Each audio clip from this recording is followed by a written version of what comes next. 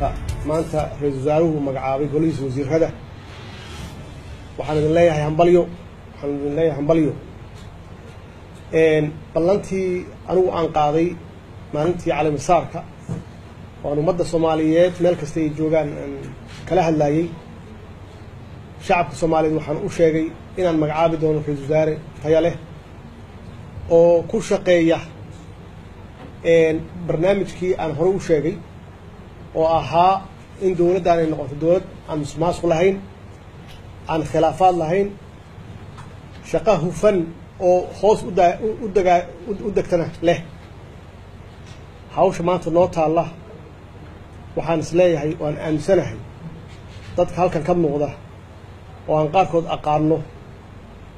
inay si hufan uga soo bixi karaan hawshaas waxaan rabaa inaan dardaaran shacabka Soomaaliyeed iyo golaha shacabkaba aan la dardaarmo in ay la shaqeeyaan golahan oo ay kalsooni siiyaan oo ay gacan siiyaan golaha shacabka waxaan kula dardaarmayaa iyaguna inay sida ugu dhaqsiyaha badan u ansixiyaan golahan wasiirada ah oo aan aaminsanahay inay aqoontii iyo kartidii iyo hufnaantiiba ay leeyihiin runtii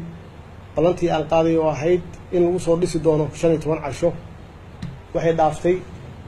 6 bari oo kaliya meeshii aan ognahay in lagu soo dhiso golo wasiir ay qaadan jirtay 30 casho ra'iisul wasaarena lagu magacaabo 30 casho runtii waqti badan baa runtii noo baaqday waxaan rabaa inaan waqtigan uga faa'iideysto golaha shacabka inay sida ugu dhaqsiyaha badan ay u ansixiyaan shacabka Soomaaliyeed meel kasta ay joogaan ay siiyaan kalsooni iyo wada shaqeyn ay siiyaan